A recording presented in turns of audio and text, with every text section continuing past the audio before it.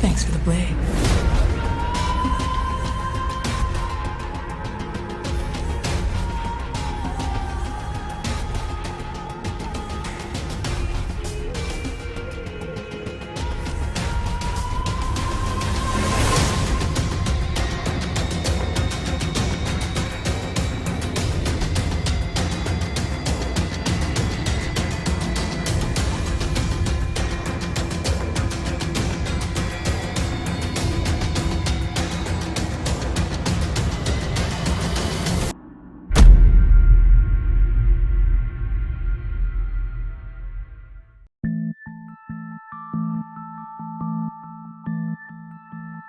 So Blink is an action stealth game that's all about teleporting and kicking ass.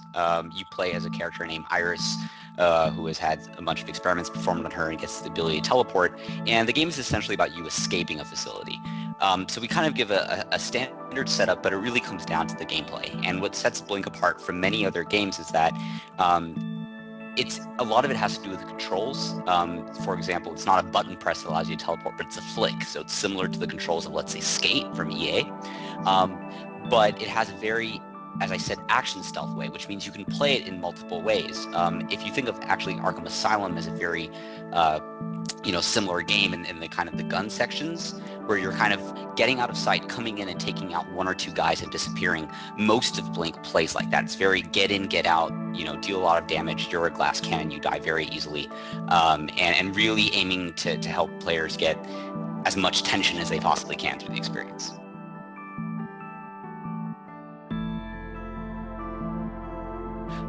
At the University of Southern California, we have a class called the Advanced Games Project, and this is a class that, unlike most classes, takes place over 2 semesters, and most students generally take it in their final year. There are 4 different majors which participate in the class, because there are 2 different games majors at USC, and both the undergraduate and graduate versions of these majors participate in the class. What happens is before the class starts, the semester before, if you have an idea for a game, you can go and pitch it. And there's a whole process in which you submit a proposal, and then if you're selected as a finalist, you get to pitch to a bunch of panel of industry judges, and then once you're selected, then you can find a team, and for the next year, you work on this game. And the largest games from USC generally come out of this class. So, in 2011, I think it was about like April or May, I had an idea for Blink, but it was very simple. It was just, at the time I was thinking of a heist game, and I really wanted to do something teleporting, because teleporting's awesome, except not a lot of games use it, which seems to actually be funny because it's changing now. Ever since we made Blink, we've been seeing the mechanic just flying around, but traditionally teleportation is the most common in 2D fighters, which is a really weird genre for the type of mechanic it is. But anyway, so I knew that's what it was, pitched the game, I submitted the proposal, got accepted, pitched the game, and that was accepted. And so, we started off very small. It was just me and my producer, Michael. And I just had an idea for a game, and I wrote it down, and I showed it to people, and within one day, I think we got up to 8 people, and the next day we were like 12 or 14. And so we had a solid, when we pitched the game to the industry, we actually had a solid team all ready to go. And we worked on it over the next year. It was part of a class, but really that's an excuse to get it done.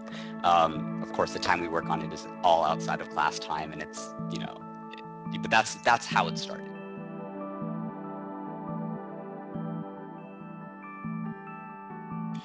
So in Engine, it was about 8 months of work. All in all, I would say about 13 months if you take into the fact that a large part of that was recruiting, a large part of that was learning the tool set, and building prototypes in Unity, which we did before we moved into Unreal. But in Unreal, when we started actually making the game, it was about 8 months. Inspirations from Blink come from basically any game that makes you feel badass, because that was our tagline. We wanted to be an awesome badass experience. So we started looking at games that make you feel badass, and we got a bunch of different ones. Deus Ex Human Revolution was up on there. Splinter Cells, many different Splinter Cells were up there. Batman Arkham Asylum was on there. We've actually been compared a lot to Portal and Mass Effect, but they actually weren't really inspirations for anything apart from perhaps music, which was funny. we, as I mentioned, actually Skate was a really big inspiration, and that sounds weird because the games are totally different, but we really wanted to challenge conventional control schemes. We wanted to say that the mechanics should be fun inherently by playing the game. If you're just sitting without a screen with a controller, imagine that you're playing the game. That should be inherently fun. And so we thought of games that did that, and for me personally, Skate did that brilliantly well. And so.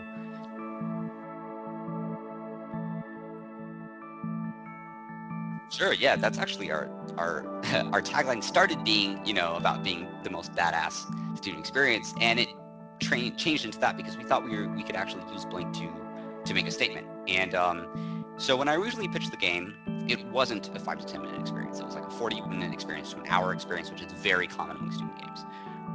And I built a lot of what I would call student games, and I love them because they're about exploring a very risky mechanic, a very creative mechanic in as many ways as possible.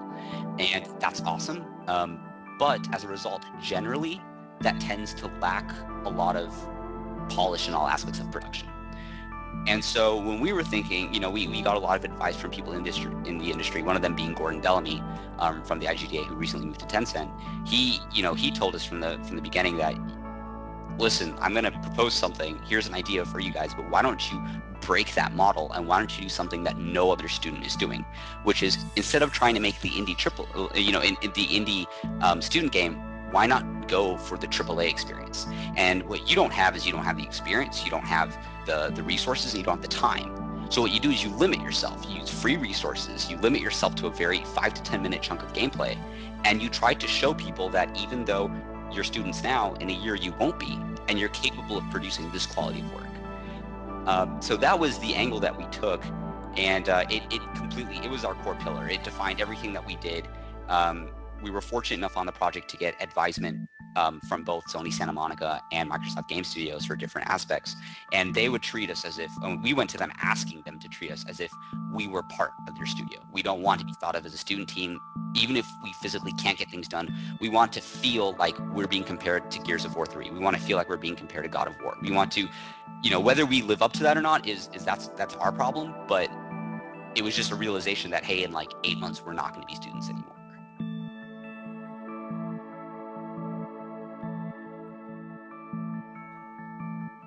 Couple of things. The first is stop talking and build stuff, which everyone repeats, but it's really big. It's really, really, really big because the more you make shitty games, the more you learn about games, and I think that's really important. So that's part of it. I think